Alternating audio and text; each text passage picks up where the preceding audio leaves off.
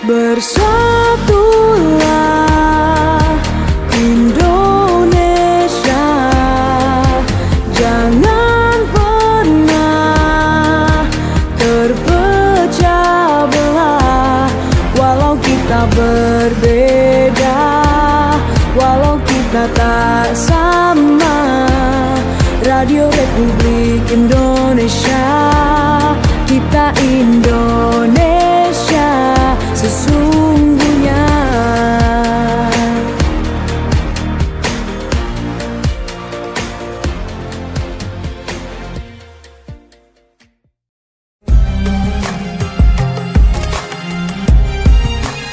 Mutiara Pagi Pro 1.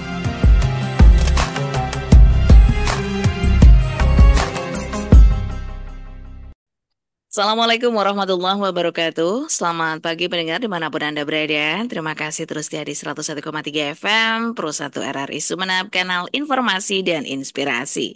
Pagi hari ini saya Ririn Rizkyanti terus menemani Anda mendengar saatnya kita di Mutiara Pagi.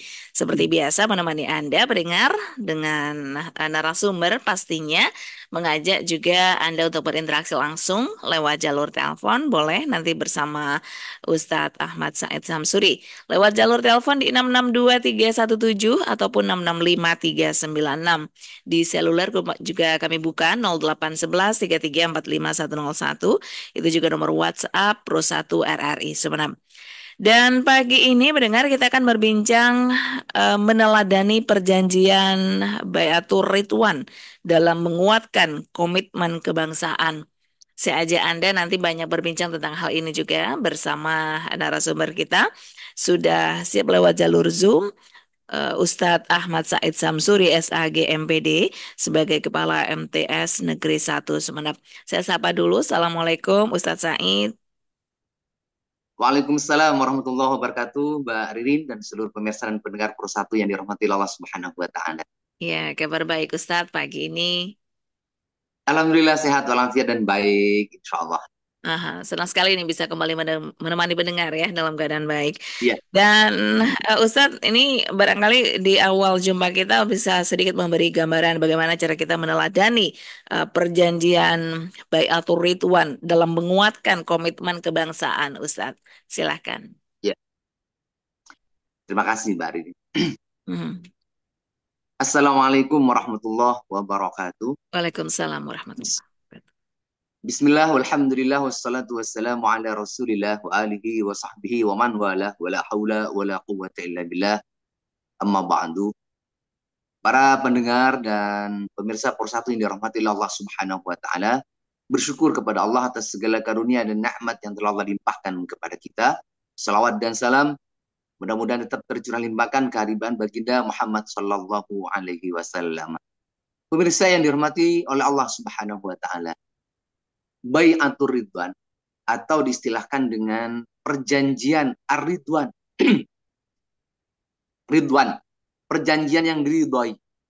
Di tempat yang diridhoi, isi perjanjian diridhoi, kemudian materi serta momen pada saat itu juga diridhoi oleh Allah Subhanahu wa taala. Ar-Ridwan artinya membangun komitmen bersama. Ar-Ridwan yang sangat diridhoi dan dicintai. Kapan itu terjadi? Terjadinya adalah ketika baginda Rasulullah SAW dan para sahabat itu merasakan rasa rindu akan tanah airnya. Kita ketahui bersama, Rasulullah adalah penduduk asli Mekah. Beliau mendakwakan Islam, kemudian karena kurang efektif di kota Mekah dan seterusnya, diperintahkan oleh Allah untuk hijrah ke Madinah. Maka Rasulullah menjadi penduduk Madinah, menjadi pribumi Madinah. Sukses dan berkembang mendakwakan Islam di kota Madinah. Maka cinta tanah air Rasulullah, kerinduan terhadap tanah air Rasulullah, yakni di kota Mekah sebagai tanah kelahirannya, itu muncul. Para sahabat pun muncul kerinduannya. Maka setelah 6 tahun berada di kota Madinah dan menuai beberapa kesuksesan dan perkembangan Islam begitu pesat, dan ini menjadi catatan penting bagi kaum kafir Quraisy, yakni penduduk kota Mekah yang dulu mengusir baginda Rasul. Ketika Rasulullah awal-awal mendakwakan Islam, Rasul itu diusir oleh orang-orang Mekah, oleh penduduk asli Mekah. Nah, tahun ke-6 ini Rasulullah dan para sahabat berkeinginan untuk melaksanakan ibadah umroh ke kota Mekah sambil untuk menyembuhkan kerinduan kepada kota kelahirannya. Maka berangkatlah Rasulullah dengan beberapa ribu sahabat untuk melaksanakan dari kota Madinah menuju kota Mekah untuk melaksanakan ibadah umroh, bukan untuk yang lain, bukan untuk berperang atau bukan untuk menaklukkan kota Mekah, tidak, tapi hanya untuk melaksanakan ibadah umroh sekaligus untuk menyembuhkan kecintaan dan kerinduannya kepada tanah airnya. Berangkatlah, tetapi yang terjadi para pemirsa dan pendengar, ketika Rasulullah istirahat di sebuah tempat namanya Hudaybiyah, sekitar 22 km di arah barat kota Mekah, maka di dalam peristirahatan muncullah utusan dari, ini sebenarnya kabar keberangkatan Rasulullah sudah terdengar oleh orang-orang kafir Quraisy Mekah, bahwa Rasulullah dan para sahabat akan berkunjung ke kota Mekah untuk melaksanakan ibadah umroh. Karena pada saat itu diyakini juga oleh orang-orang Jazirah Arab dan orang sekitar bahwa Mekah sebagai kota suci sudah diakui bersama. Kemudian muncullah keinginan dari kafir Quraisy, yang kita tahu bersama orang-orang kafir Quraisy tetap memusuhi baginda Rasulullah pada saat itu. Masih belum beriman kepada baginda Rasul, orang-orang kafir Quraisy Mekah. Kemudian datanglah utusan, maka diutuslah seorang utusan menemui baginda Rasul Shallallahu Alaihi Wasallam, namanya Fudail bin Waraqah. Fudail itu datang sebagai utusan dari kafir Quraisy menemui baginda Rasul, agar rombongan Rasulullah dan para sahabat itu membatalkan keinginannya untuk melaksanakan ibadah umroh atau masuk ke kota suci Mekah. Membatalkan keinginannya, itu perintah dari kafir orang-orang Quraisy Mekah pada saat itu.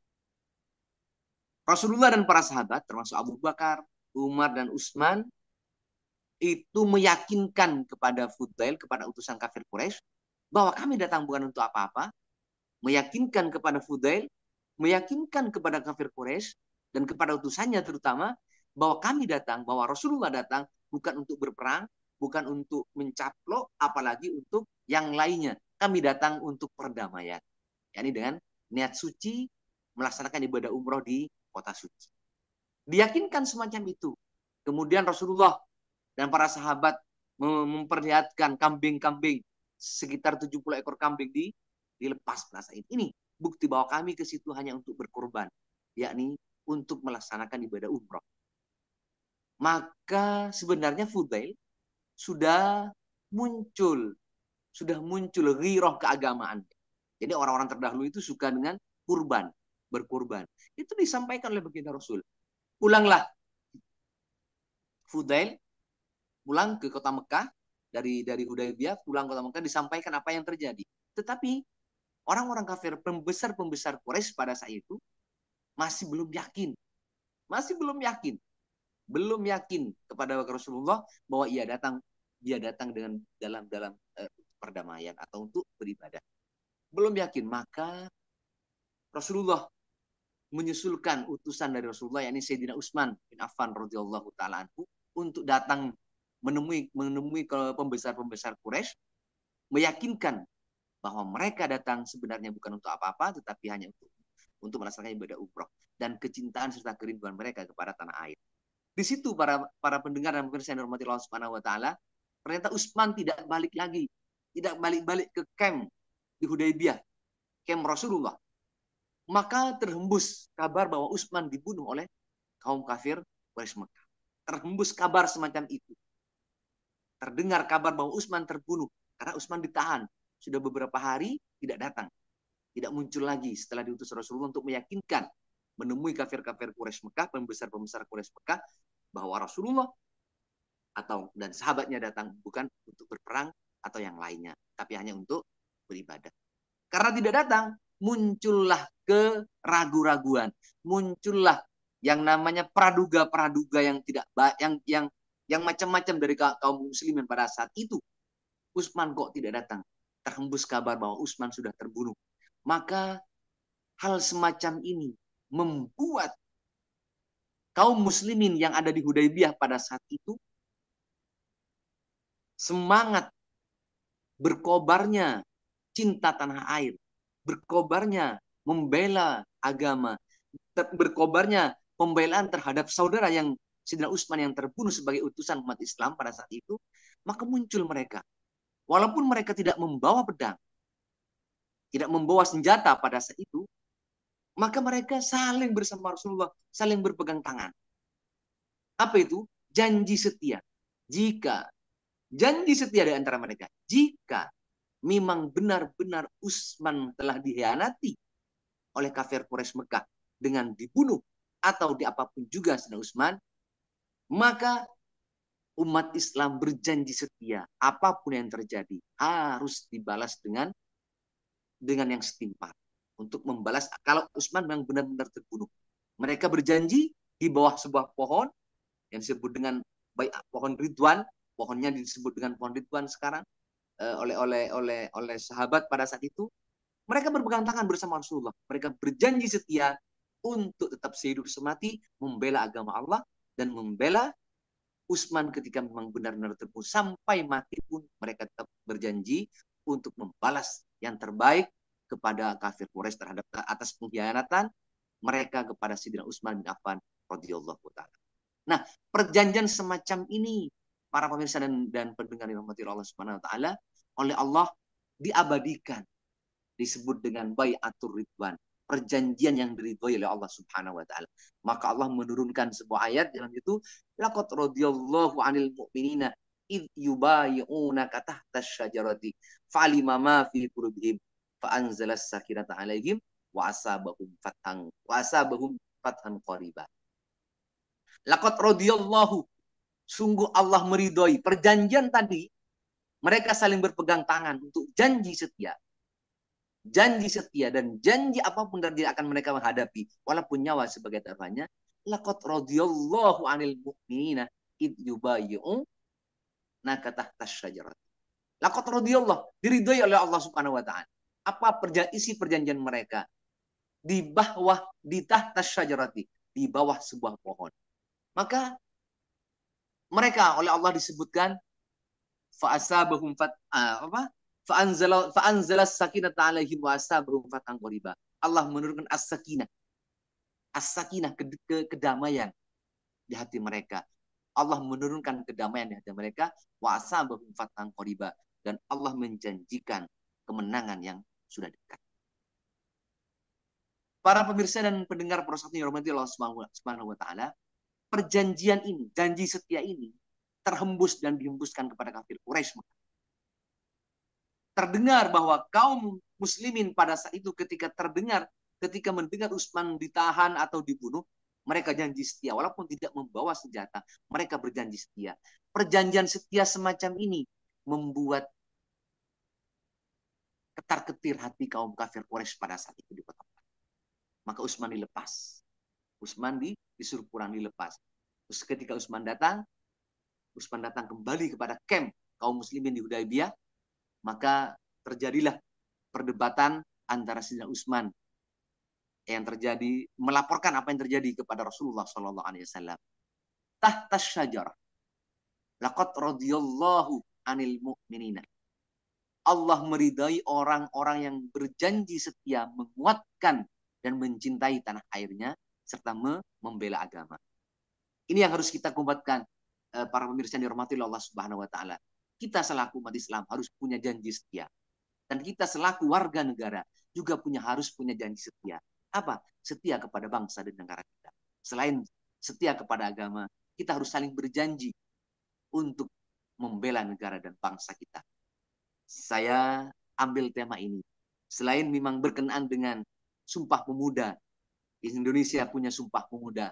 Kaum muslimin punya perjanjian Hudaybiyah dan punya Bai'atur Ridwan, perjanjian setia ini. Kemudian, di momen yang sangat berbahagia hari ini, yakni hari jadi Kota Sumeneb pada saat ini, Bai'atur Ridwan, perjanjian setia dari penduduk Kota Sumeneb, ini sangat diperlukan agar kita punya komitmen bersama untuk membangun dan mengembangkan kota Sumeneb sesuai dengan nilai-nilai religiusitas dan nilai-nilai kemanusiaan. Ini mungkin sebagai pengantar dari saya, Mbak Ririn. Ya. Mari kita kembangkan bersama-sama dalam bentuk diskusi dan musyawarah serta masukan dari para pemirsa dan pendengar.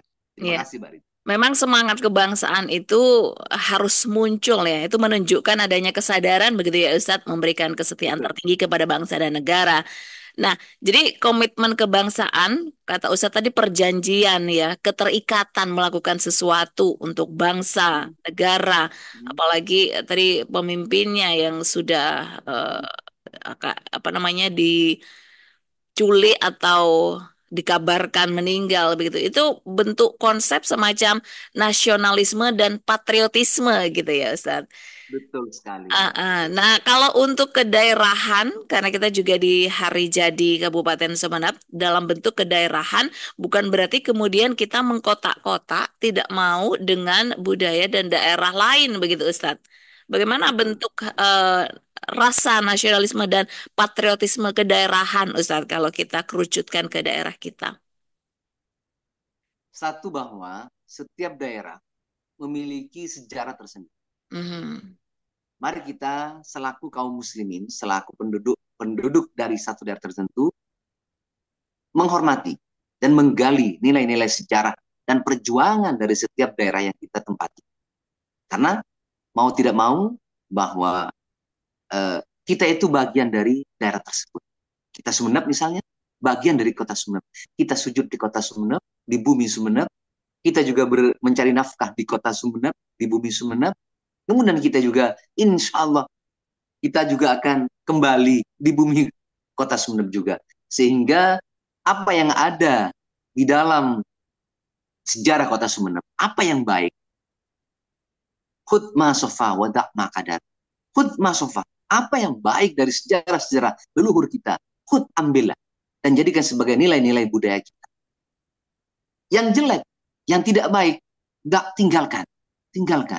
Artinya apa? Konsep dari Ahlus Sunnah wal Jamaah, al-muhafadzatu al-qadimi saleh wal akhdhu bil jadil aslah, ini harus kita terapkan. Yakni memegang teguh dan meneruskan tradisi-tradisi yang baik dari orang-orang soleh terdahulu. Kemudian wal akhdhu bil jadil aslah, kita berinovasi yang terbaik, berinovasi dengan yang lebih baik dan mengembangkan nilai-nilai yang lebih baik tanpa harus meninggalkan nilai-nilai yang terdahulu. Ini harus kita kembangkan dan kita wujudkan kepada generasi-generasi muda pada saat ini, Mbak Bari. Iya, bentuk wujudnya dalam hal ini seperti apa, Ustadz? Contoh konkretnya kalau bisa kita lakukan nih, tidak hanya para generasi muda, tapi masyarakat secara umum.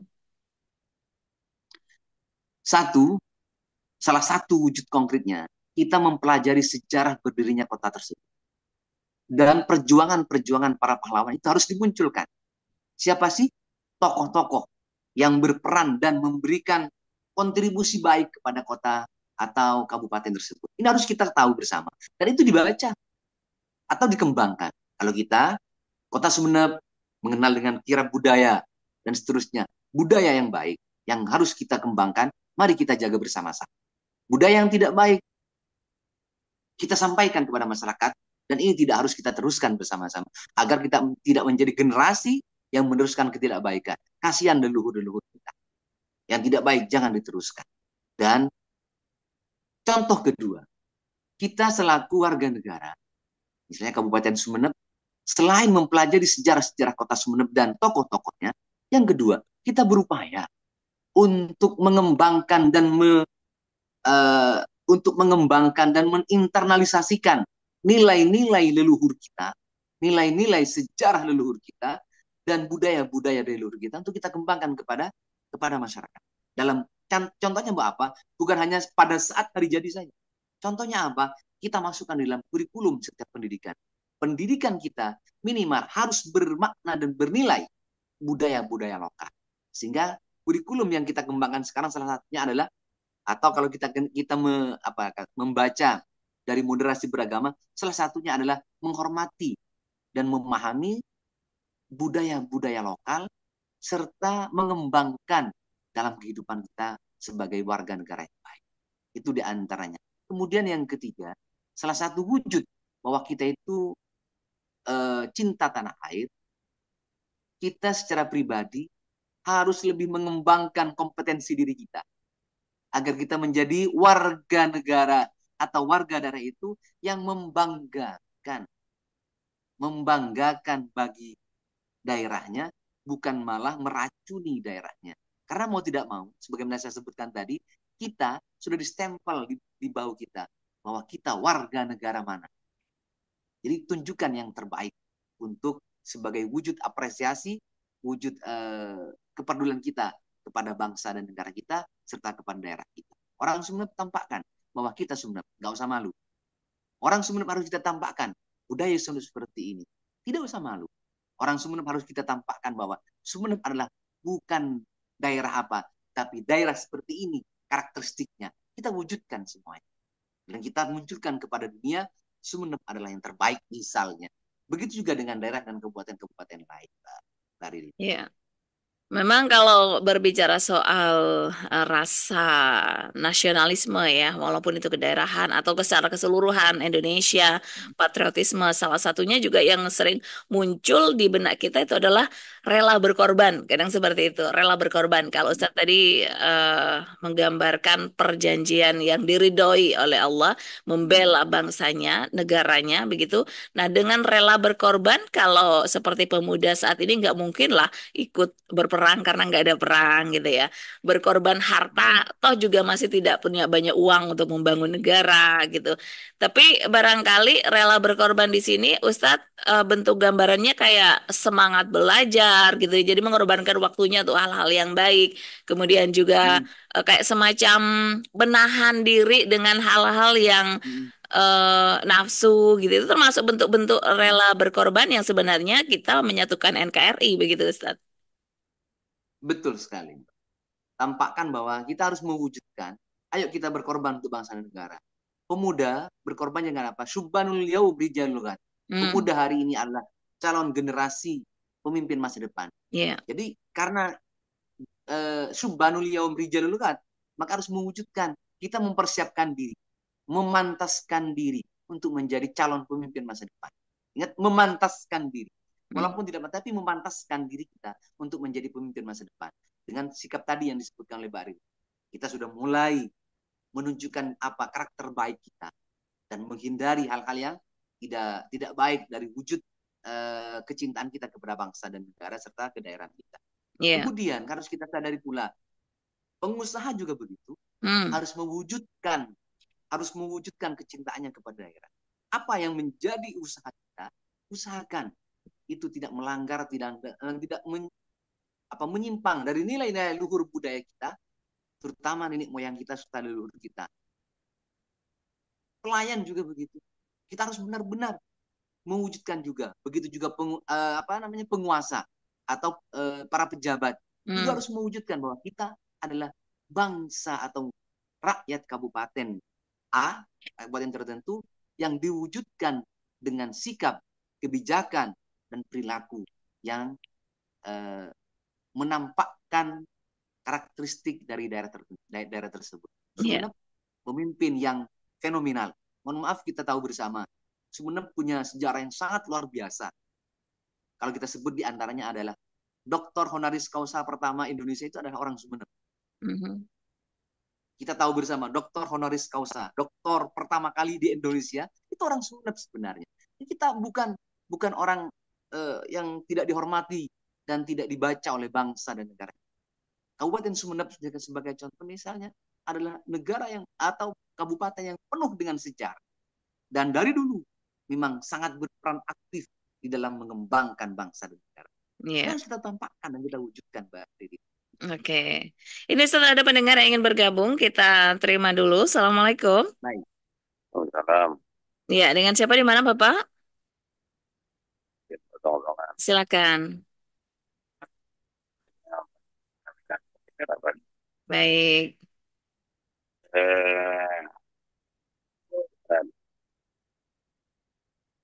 Banyak sekali sejarah-sejarah khususnya dan Indonesia pada umumnya. Bahkan sejarah budaya pada saat lalu hingga sekarang ini tetap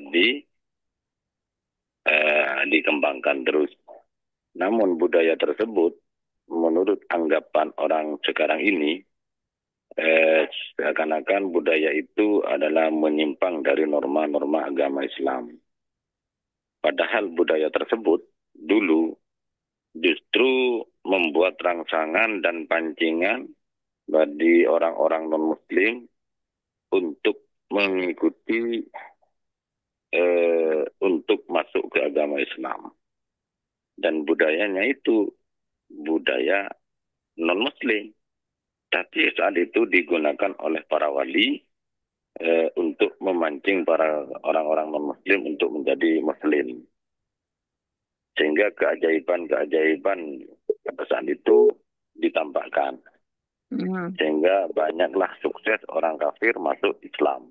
Contohnya seperti apa budaya yang dimaksud, Pak Samsudin? Contoh budaya yang dimaksud yaitu adanya kerawitan kelenengan. Dan saya mendengar itu saat ini akan dibubarkan di Sumeneb, kan begitu. Bagaimana pertanyaan budaya tersebut, kan begitu. Mohon penjelasan. Assalamualaikum. Waalaikumsalam warahmatullahi. Terima kasih Pak Samsudin. Satu lagi nih Ustadz. Assalamualaikum. Waalaikumsalam warahmatullahi wabarakatuh. Ya, silakan Mas Dede. Iya, ini topiknya perjanjian ya, perjanjian Ridwan.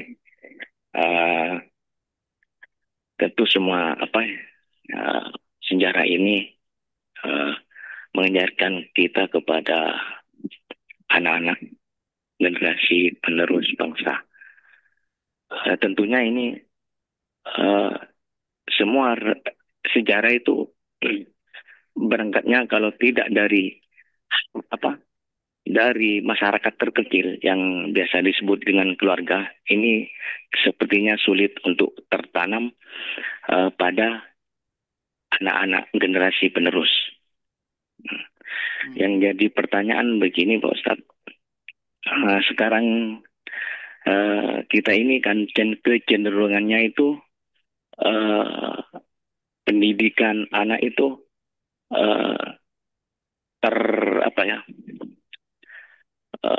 kecenderungannya kepada pendidikan yang bersifat materi, begitu. Jadi untuk hal-hal yang sifatnya sejarah itu sepertinya dari orang tua kita itu kayaknya sudah sulit, begitu. Dan ini terkadang bapak ibu kita itu mengandalkan pendidikan yang ada di sekolah. Jadi untuk pendidikan keluarga itu sendiri itu sepertinya sudah sulit atau jarang, begitu.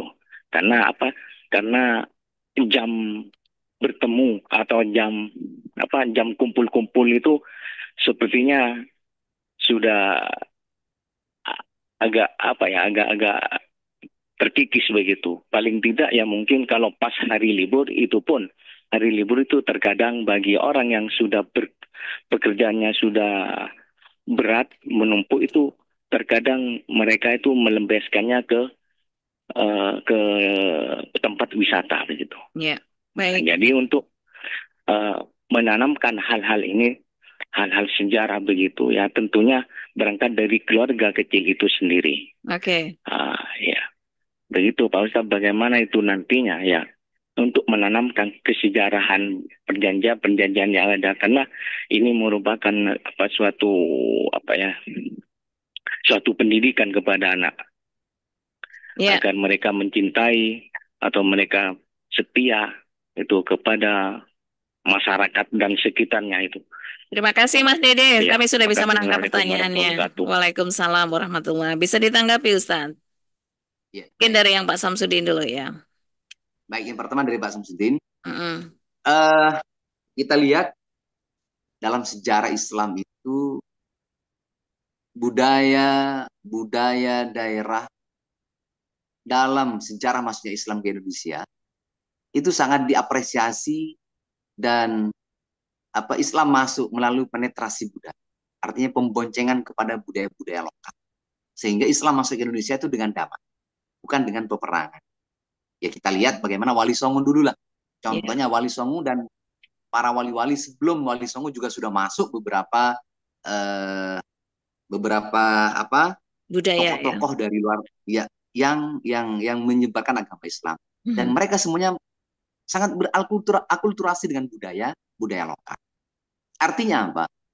Walaupun kita lihat budaya-budaya itu tidak sesuai dengan makna dan nilai Islam, karena Islam mau masuk pada situ, mereka tidak menentangnya, tetapi mengislamisasikan budaya yang belum bernilai-nilai bernuansa Islam.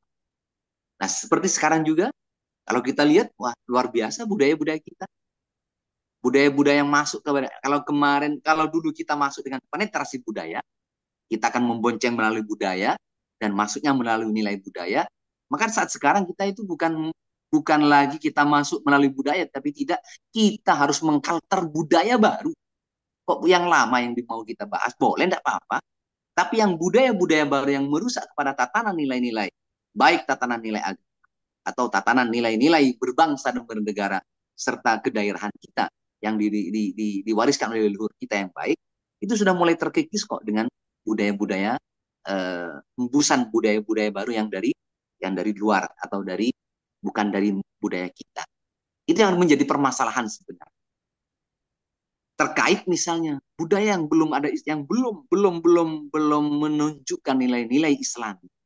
Karena itu adalah karakter dan nilai budaya kita dan yang membentuk budaya kita, maka kita harus upayakan untuk mengislamisasikannya.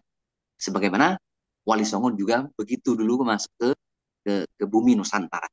Dan alhamdulillah berhasil. Daripada kita harus membentur atau berhadapan-hadapan, yang muncul bukan kasih sayang, tetapi adalah pertentangan dan bahkan mungkin itu akan semacam perpisahan dua budaya, yaitu Islam dan budaya lokal. Kemudian yang berikutnya, ketika kita melihat seperti apa sih budaya itu, atau kita lihat misalnya seperti pertanyaan Pak Sudin tadi, bagaimana sih seni itu? Seni itu sama dengan sains. Seni itu adalah bersifat netral. Jadi tergantung kita. Ibarat bak mata pisau, mau diarahkan kemana seni dan budaya kita itu tergantung daripada kita. Sehingga ketika kita melihat, oh ini seni budaya lokal yang masih belum terjamah dengan makna nilai Islami atau bertentangan dengan makna dan nilai Islami, mari kita bungkus bersama dan kita arahkan bersama-sama agar seni itu tetap terjaga dan kita upayakan agar bernuansa Islam. Itu saja, daripada kita harus bertentangan dan saling nanti malah perpecahan yang terjadi. Itu yang untuk Pak Samsudin, Mbak Ririn. Kemudian yang kedua, memang betul yang disampaikan oleh penanya yang kedua, Pak Dede, waktu kita untuk memberikan dan menceritakan sejarah-sejarah masa lalu, sejarah-sejarah pendahulu kita itu memang sedikit untuk anak kita. Karena apa? Memang anak kita sangat terbatas bersama kita. Yang kedua, memang kualitas kebersamaan dengan anak kita ketika berkumpulan bersama, kualitasnya memang jauh di bawah daripada persahabatan dan pertemuan orang-orang terdahulu. Kenapa? Kita kumpul sekarang itu ya bukan bincang-bincang, tapi sibuk dengan gadgetnya masing-masing. Sehingga makna dan nilai serta kualitas kebersamaan itu memang sangat jauh dibandingkan dengan kebersamaan orang-orang terdahulu. Ini harus kita siasati. Maka makna dan nilai-nilai budaya harus kita kembangkan, ya kita melalui media-media yang ada pada saat ini yang berkembang, yaitu melalui medsos, media sosial, apapun itu bentuknya.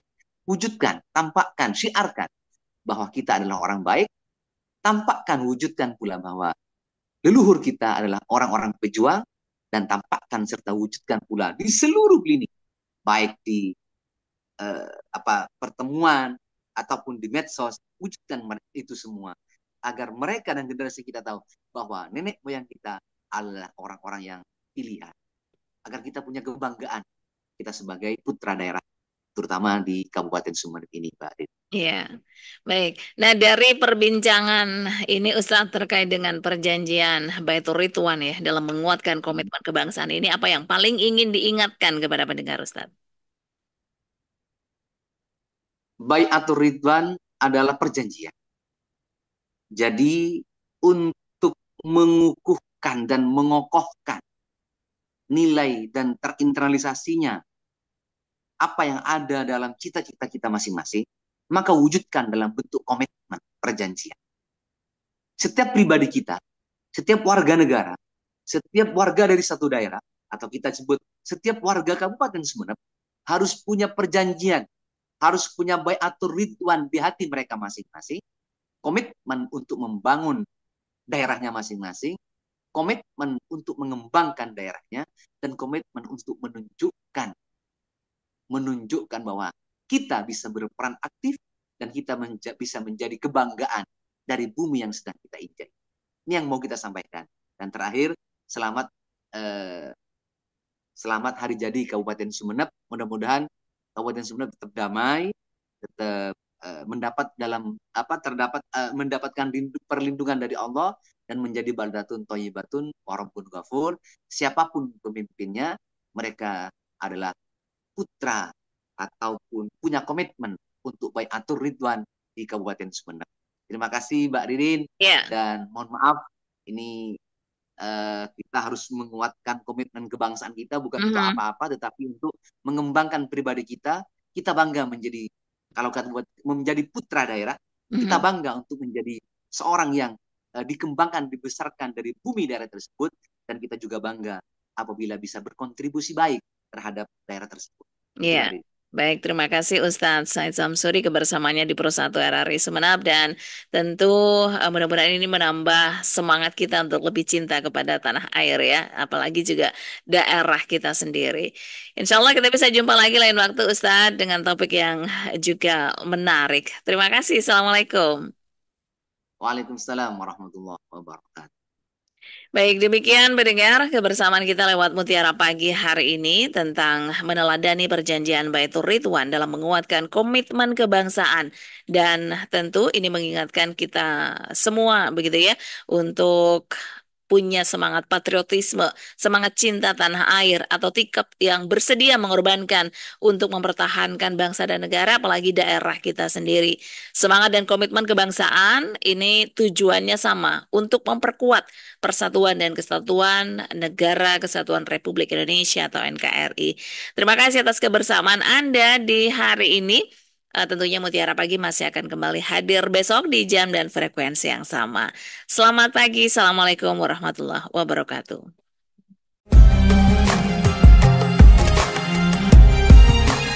Mutiara Pagi Pro 1.